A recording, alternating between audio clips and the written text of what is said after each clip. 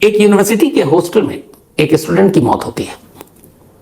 ये लड़की नेपाल की थी, 20 साल की उम्र, पढ़ने के लिए आई थी। इंजीनियर बनने का सपना था, सपने को पूरा कर अपने माँ बाप को खुश करना चाहती थी। लेकिन लास्ट संडे को 16 फरवरी हॉस्टल के कमरे में इस लड़की की लाश मिलती है। इस लड़की की मौत के बाद जो कुछ होता है अगले 2-3 दिनों में, उसने एक साथ भारत और नेपाल दोनों जगह इस मुद्दे को इतना उठाया कि नेपाल की पार्लियामेंट तक में इस मामले की गूंज सुनाई थी। यहां तक कि फिर एक राज्य सरकार को भी आगे आना पड़ा। भारत सरकार ने भी इसमें अपनी पहल की और यह हुआ कि जिस तरीके की ये सारी चीजें हुई हैं वो शायद ना होती तो बेहतर होता, क्योंकि इससे दो देशों के बीच में एक रिश्ते में खटास आ सकती है। ये कहानी एक ऐसी यूनिवर्सिटी, एक ऐसे कॉलेज की है जहां 40,000 से ज्यादा बच्चे पढ़ते हैं और एक बड़ी तादाद इसमें इंटरनेशनल स्टूडेंट्स की है।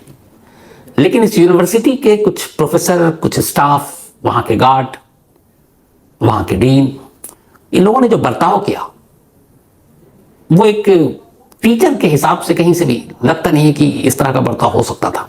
गुंडों जैसा बर्ताव। और इल्जाम तो ये भी है कि इस यूनिवर्सिटी के अंदर बाहर से गुंडे बुलाए गए और खासतौर पर नेपाली स्टूडेंट्स को निशाना बनाया गया। और अफसोस की बात यह है कि इसी यूनिवर्सिटी ने बाद में नेपाली स्टूडेंट्स को कहा कि आप हॉस्टल खाली करो।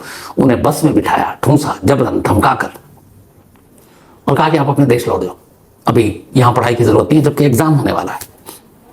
और फिर अगर उन्हें बस में बिठाया भी गया तो सबसे नजदीकी रेलवे स्टेशन भुवनेश्वर था, उड़ीसा की राजधानी, वहां भेजते। लेकिन उन्हें तंग करना था, इसलिए उन्हें कटक जैसी दूर जगह पर या पूरी उस तरफ भेज दिया। अब ये बच्चे अचानक हॉस्टल से निकले, दूसरे देश के हैं, उन्हें कुछ समझ में नहीं आ रहा है।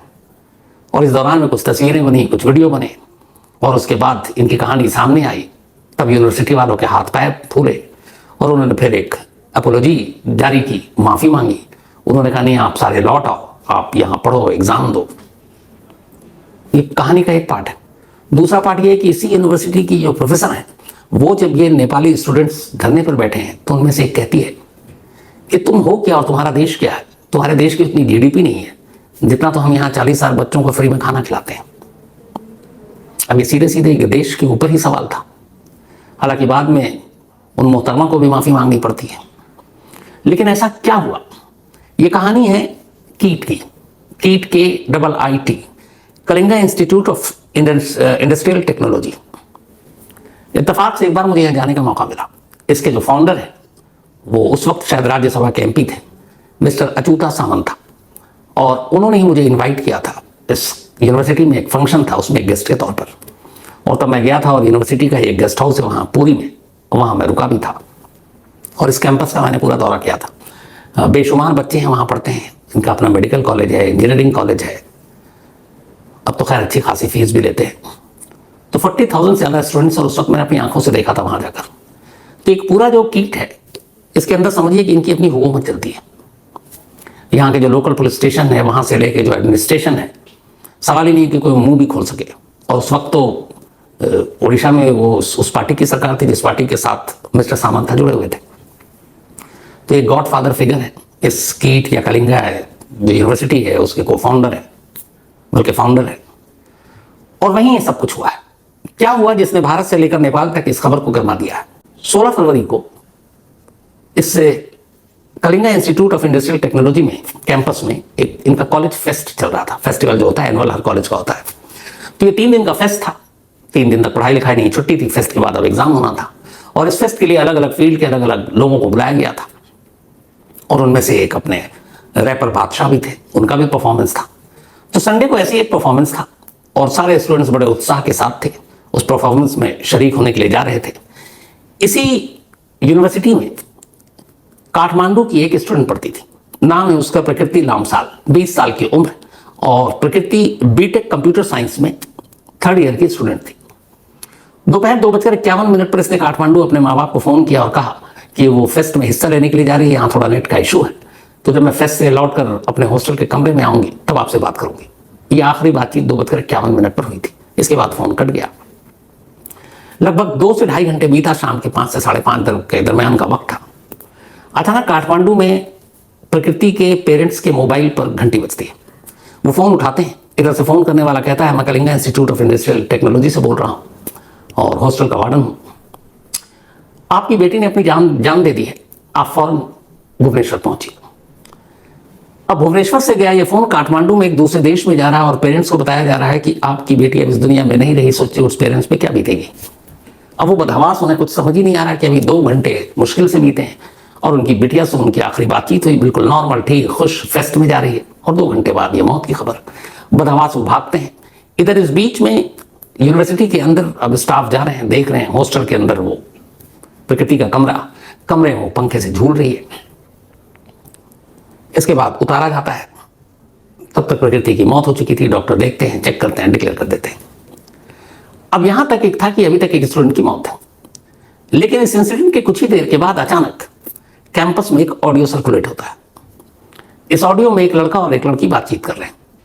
लड़का ने बदतमीजी से बात कर रहा है, उस लड़की को गाली दे रहा है, धमका रहा है, उसे बुरा भला कह रहा है, उसकी मां के खिलाफ भी अपशब्द का इस्तेमाल कर रहा है और उससे जबरन माफी भी मांगने के लिए कह रहा है और भी कुछ आपत्तिजनक बातें कर रहा है। इस बातचीत के दौरान दोनों तरफ से 2 नाम लिए जाते हैं। लड़का लड़की को बार बार प्रकृति कहकर पुकार रहा है और प्रकृति बार बार उस लड़की को समझा रही है और उसका एक नाम ले रही है और वो नाम है आत्विक। अब ये ऑडियो सर्कुलेट हुआ कि किस तरह से इस लड़की को तंग किया जा रहा है। शुरू में ये हुआ कि ये ऑडियो अभी का है, लेकिन पता चला नहीं, ये लास्ट ईयर अक्टूबर का था, 2024। और फिर इसके बाद जो सच्चाई सामने आई वो पता चला कि 2024 से प्रकृति आद्विक के खिलाफ न जाने कितनी बार यूनिवर्सिटी एडमिनिस्ट्रेशन को कंप्लेंट कर चुकी थी, लेकिन किसी ने ध्यान ही नहीं दिया। अब आद्विक, पूरा नाम आद्विक श्रीवास्तव, उम्र 21 साल, लखनऊ का रहने वाला, और ये वहीं बीटेक मैकेनिकल की पढ़ाई कर रहा था, फाइनल ईयर का स्टूडेंट था, 1 साल सीनियर प्रकृति से। अब पता चला कि ये दोनों दोस्त थे, लेकिन फिर दोस्ती के साथ साथ इनमें झगड़ा हुआ। प्रकृति जब पहुंची थी इस यूनिवर्सिटी में, उसकी भी एक कहानी थी कि प्रकृति जब काठमांडू में थी तब Kalinga institute of industrial technology के जो फाउंडर है अच्युता सामंत था, इन्होंने एक सेशन रखा था नेपाल में, काठमांडू में, और वहाँ बहुत सारे पेरेंट्स आए थे और उन्होंने इस यूनिवर्सिटी की तारीफ की और कहा यहाँ के बच्चे का फ्यूचर बहुत ब्राइट होगा। तो उन्हीं की बातें सुनकर प्रकृति के फादर को एहसास हुआ कि उनको अपनी बेटी को भेजना चाहिए, इंजीनियर बनेगी, नाम कमाएगी। और उन्होंने सामंता साहब के उस प्रवचन के बाद बेटी को भेजने का फैसला किया। लेकिन उनकी बेटी अकेले नहीं आई थी, बल्कि 2 कज़न के साथ आई थी। एक दूसरा कज़न उसी के साथ कंप्यूटर साइंस में था और एक मैकेनिकल में। जो मैकेनिकल में था वो आद्विक श्रीवास्तव का क्लासमेट था, एक दूसरे से जान पहचान थी। लेकिन फिर बाद में ये हुआ कि जब इन दोनों की बातचीत होने लगी तो आद्विक उसे लगातार तंग करता था, और ये ऑडियो उस बात का सबूत था कि जिस तरीके का, मतलब ऑडियो आपको सुनाया भी नहीं जा सकता, उसमें जिस तरीके के लैंग्वेजेस यूज हुए। तो अब ये ऑडियो सर्कुलेट हुआ। अब उसके बाद कहानी सामने आई। कहानी सामने आती उससे पहले ये हुआ कि कुछ नेपाल के स्टूडेंट्स और वहां के कुछ स्टूडेंट्स ने एक सोशल मीडिया का मैसेज ग्रुप में डाल दिया, और ये मैसेज ये था कि प्रकृति की मौत कैसे हुई। अभी तक ये था कि घर वालों को इन्फॉर्म किया गया कि उसने अपनी जान दे दी, लेकिन उस मैसेज में ये था कि असल में यूनिवर्सिटी के हॉल में आद्विक और प्रकृति के बीच झगड़ा हुआ। आद्विक ने प्रकृति को बुरी तरह से मारा पीटा, फिर उसको मॉलेस्ट किया, और इसी मॉलेस्टेशन के दौरान प्रकृति की मौत हो गई। अब मौत हो गई तो इसके बाद की 2 कहानी है कि फिर कॉलेज प्रशासन को लगा कि इससे तो बड़ी बदनामी होगी। इसके बाद प्रकृति की लाश को वहां से उठाया गया और ले जाकर हॉस्टल के उसके कमरे में टांग दिया गया। ये सोशल मीडिया पर बाकायदा ये वहां सर्कुलेट हुआ और वायरल हो गया। अब जैसे ही ये वायरल हुआ, जितने भी नेपाल के स्टूडेंट्स थे या बाकी इंटरनेशनल स्टूडेंट्स थे, उन्होंने विरोध प्रदर्शन शुरू कर दिया कि कल्प्रिट को पकड़ा जाए, इंसाफ दिया जाए। अब उनकी अपनी मांग अपनी जगह जायज थी कि इस मामले की इन्वेस्टिगेशन हो, तफ्तीश हो। और फिर ये उठा कि जब अक्टूबर 2024 से एक ऑडियो वायरल है, कई बार प्रकृति ने जाकर कंप्लेंट की, तो एडमिनिस्ट्रेशन ने कभी ध्यान क्यों नहीं दिया, क्यों आद्विक श्रीवास्तव के खिलाफ कोई एक्शन नहीं लिया गया। इस बात का भी गुस्सा था जिसका कोई जवाब नहीं।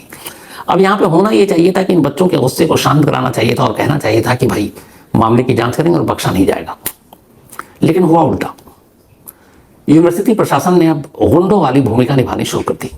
उन्होंने कहा कि तुम लोग ये जो हंगामा कर रहे हो, एक तो सबसे पहले खबर आई कि वहाँ के करीब 800 से 1000 स्टूडेंट्स को एक जगह सेमिनार हॉल में लेकर बिठा दिया गया, सबसे मोबाइल लिए गए, जो भी जिसने कुछ शूट किया सब डिलीट किए गए, और कहा गया बाहर कोई भी अगर कुछ बताएगा इस इंसिडेंट के बारे में तो उसका करियर खराब कर देंगे। अब बेचारे स्टूडेंट्स इंजीनियरिंग पढ़ने के लिए आए हैं, इतनी फीस देकर आए हैं, अब बीच से उनको निकाल दिया जाए, उनको डिग्री ना दी जाए तो फिर वो, उनके पेरेंट्स सभी परेशान, वो भी डरे सहमे।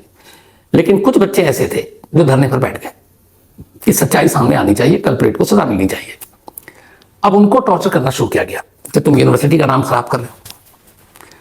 इसके बाद उन्हें मारा पीटा गया। तभी वहां पर दो प्रोफेसर पहुंची जो इस धरने प्रदर्शन में जो बैठे हुए लड़के थे उनकी मांग को सुनने की बजाय उनको ये धमकी दे रही। बाकायदा ये वीडियो वायरल हो गया कि जो तुम लोग कर रहे हो इसका नतीजा बहुत बुरा होगा, और तुम हो क्या, तुम्हारे देश यानी नेपाल की इतनी जीडीपी नहीं जितना यहाँ 40,000 लड़कों को मुफ्त खाना खिलाया जाता है। अब ये जब वायरल हुआ तो बात नेपाल तक पहुंची। नेपाल में अपोजिशन पार्टी ने बाकायदा पार्लियामेंट में इस इशू को उठाया क्योंकि उनके देश के ऊपर सीधा एक रिमार्क था बहुत बुरा। अब वहां की सरकार ने इस मुद्दे को उठाया, फौरन नई दिल्ली में अपनी नेपाल के दूतावास की एम्बेसी के लोगों को वहां भेजा गया। इधर इन स्टूडेंट्स को जो इल्जाम है वो ये है कि बाकायदा गुंडों को बुलाकर बेल्ट से, डंडे से, हाथ से, घूंसों से, लातों से पीटा गया। और फिर ये हुआ कि तब भी वो नहीं माने तो फिर अचानक एक फरमान आया कि तुम सब हॉस्टल खाली करो। और जितने भी नेपाल के स्टूडेंट्स थे अराउंड 800,000 के करीब, उन सबको अलग अलग बसों में जबरन बिठाया गया और कहा गया कि तुम सब अपने देश वापस जाओ। अब वो बेचारे क्या करते, इस दूसरे देश में अचानक फरमान, और उनको बिठाकर कटक और पुरी की तरफ भेज दिया गया, जबकि भुवनेश्वर रेलवे स्टेशन करीब था। अब इत्तेफाक से इसके भी वीडियो और ऑडियो जारी हो गए। अब जब जारी हुए कि इतनी बड़ी तादाद में हॉस्टल खाली कराकर निकाला जा रहा है तो यूनिवर्सिटी को एक सफाई देनी पड़ी कि हालात तो कि यहाँ पे तनावपूर्ण है, धरना प्रदर्शन चल रहा है, तो इसलिए इनकी सेफ्टी के लिए हमने कहा कि आप अगले आदेश तक अपने अपने घर लौट जाइए। लेकिन सिर्फ नेपाली स्टूडेंट क्यों घर जाए, बाकी क्यों नहीं जाए, इसका जवाब नहीं था। लेकिन जब ये तस्वीरें आई रेलवे स्टेशन पर बेचारे स्टूडेंट्स नेपाल के भटक रहे हैं, परेशान हाल है, तो फिर अखबारों में खबर छपी, सोशल मीडिया पर आई, मीडिया में आई, तो फिर यूनिवर्सिटी वालों की हालत खराब हुई। उन्होंने फौरन एक माफीनामा लिखा। पहले तो प्रोफेसर साहिबा की तरफ से एक वीडियो जारी कराया गया कि मैं माफी मांगती हूँ इस बात के लिए कि जो मैंने कहा कि हम 40,000 बच्चों को खाना खिलाते हैं और तुम्हारे देश की तो इतनी जीडीपी भी नहीं है, तुम्हारी इतनी औकात नहीं है जिस तरह के शब्दों का इस्तेमाल, तो उनसे माफी दिलाया गया। उसके बाद एक और यूनिवर्सिटी ने भेजा और वो कि हम वापस लेते हैं अपने फैसले को, हमारे तमाम जो नेपाल के स्टूडेंट्स हैं प्लीज वापस कैंपस में लौट आए। तो उसके लिए भी अब इधर और तमाशा देखिए, ये सारी चीजें चल रही हैं। उसकी मौत से पहले प्रकृति की तमाम कंप्लेंट, शिकायत जिस पर कभी कार्रवाई नहीं हुई। अब उसके बाद क्या किया इन्होंने, 3 कीट के मतलब Kalinga institute of industrial technology के 3 बड़े जो अफसर थे उनको, जिनमें प्रोफेसर और बाकी लोग थे, और 2 सिक्योरिटी गार्ड, जिन सिक्योरिटी गार्ड के बारे में यह है कि सबसे ज्यादा उन्होंने नेपाली छात्रों को पीटा, उनको टॉर्चर किया, उन सबके खिलाफ एक्शन लिया और पुलिस से कहा कि आप चलिए ठीक है जांच कीजिए। पुलिस ने जांच की और पुलिस ने उन 5 को अरेस्ट कर लिया। इधर मेन अब आद्विक श्रीवास्तव के खिलाफ गुस्सा था। आद्विक कैंपस छोड़कर भाग चुका था। ओडिशा पुलिस ने पता किया, पता चला कि उसने एक टिकट बुक करा रखी है फ्लाइट की, इंडिगो की, और वो कोलकाता जा रहा है भुवनेश्वर से, पर इत्तेफाक से वो फ्लाइट कैंसिल हो गई थी। पुलिस की टीम वक्त पर एयरपोर्ट पहुंची, आद्विक श्रीवास्तव को गिरफ्तार कर लिया। गिरफ्तार करने के बाद उसके खिलाफ अबेटमेंट ऑफ सुसाइड यानी कि खुदकुशी के लिए उकसाने का मुकदमा दर्ज कर लिया, उससे पूछताछ की। उधर 5 और स्टाफ को गिरफ्तार किया गया। लेकिन मजाक देखिए, जो इस यूनिवर्सिटी के 5 स्टाफ को गिरफ्तार किया गया, 2 गार्ड और 3 अफसर, प्रोफेसर टाइप, मुश्किल से 3 घंटे के अंदर अंदर गिरफ्तारी की खबर हर तरफ दे दी गई कि भाई पुलिस ने अपना काम कर लिया, गिरफ्तार कर लिया। अराउंड 6 बजे के आसपास गिरफ्तार किया और रात 9:30 बजे के आसपास सब बेल आउट भी हो गए, सबको जमानत मिल गई सिवाय आद्विक। तो ये कैसी गिरफ्तारी और कैसा एक्शन था, कोई बताने को तैयार नहीं। अब इस पूरे मामले में जो 2 और 3 तरह के ऑडियो और वीडियो हैं, उस पर यूनिवर्सिटी प्रशासन खामोश है, फिलहाल पुलिस भी खामोश है। और वो ये कि अगर स्टूडेंट्स का ये दावा सही है कि प्रकृति का मर्डर हुआ है, आद्विक श्रीवास्तव ने उसको मॉलेस्ट करने की संडे को फेस्ट के दौरान जब सारे बच्चों का ध्यान उधर फंक्शन में था, अकेला पाकर उसने उसको मॉलेस्ट करने की कोशिश की, उसने विरोध किया, उसने उसे मार डाला और बाद में इस कत्ल को एक अंजाम देने के लिए उसकी लाश को ले जाकर टांग दिया गया हॉस्टल के उसके कमरे में, और इसमें यूनिवर्सिटी एडमिनिस्ट्रेशन ने भी साथ दिया ताकि उनकी बदनामी ना हो। अब अगर इस बात में सच्चाई है तो इसकी जांच होनी चाहिए, लेकिन यूनिवर्सिटी इससे पल्ला झाड़ रहा है, हालांकि पुलिस जांच कर रही है। उधर पोस्टमार्टम हुआ और 18 को, 16 का इंसिडेंट है, 18 को पोस्टमार्टम के बाद प्रकृति लामसाल की लाश उनके घर वालों को सौंप दी गई और उसे वो लेकर नेपाल लौट गए। जब मौत की खबर सुनने के बाद और लाश लेने के लिए प्रकृति के फादर भुवनेश्वर पहुंचे तो उन्होंने मीडिया से बात की और एक बात कही दिल को कचोटने वाली। उन्होंने कहा कि उन्होंने तो अपनी बेटी को एक बेहतर सपने को पूरा करने के लिए यहां पढ़ने के लिए भेजा था, उसके साथ ये होगा उन्होंने सोचा भी नहीं था। ऐसे में कौन माँ बाप अपनी बेटी को इस तरीके से आगे भेजेगा। उधर नेपाल की पार्लियामेंट में ये सवाल उठा कि अगर विरोध प्रदर्शन हुआ तो क्या नेपाली स्टूडेंट्स के साथ इस तरह का बर्ताव होना चाहिए। वैसे भी हाल के वक्त में जब से चीन का दखल बढ़ा है, नेपाल के अंदर भारत को लेकर राय बड़ी अलग है और धीरे धीरे जो हमारे पड़ोसी देश हैं एक एक करके, हमारी दोस्ती तो ज़्यादा है नहीं, उधर बांग्लादेश के साथ रिश्ते खराब हैं, उधर पाकिस्तान के साथ खराब हैं, उधर नेपाल के साथ ऑलरेडी ऐसे ही चल रहे हैं। तो अब उन्होंने इस रिश्ते पे बात कर ली और इसीलिए नेपाल ने फिर विपक्षी पार्टियों की मांग पर वहां की सरकार ने, ओली सरकार ने नई दिल्ली के एम्बेसी से अपने स्टाफ को भेजा कि आप जाइए और जाकर सच्चाई पता कीजिए। अब वो जब पहुंचे जांच करने के लिए उस हॉस्टल में, उस कमरे में जहां प्रकृति की जान गई, तो उसके ऊपर भी एक अलग अलग तस्वीरें और अलग अलग चीजें आई। वो ये कि जब ये एम्बेसी के लोग पहुंचे, बड़े अफसर एम्बेसी के नेपाली, तो वहां उन लोगों को ही उनके इर्द गिर्द रखा गया था जो वही कहानी सुनाए जो यूनिवर्सिटी वाले सुनाना चाहते हैं। ऐसे स्टूडेंट्स, ऐसे विटनेस या ऐसे लोग जो कुछ और बताना चाहते थे, उन्हें पहले से ही अलग थलग कर दिया गया था और इतना जबरदस्त सिक्योरिटी था कि कोई बीच में आकर कुछ कह नहीं सकता। तो कायदे से एम्बेसी के जो लोग गए उनको वही दिखाया, बताया और सुनाया गया जो KIIT के लोग सुनाना चाहते थे।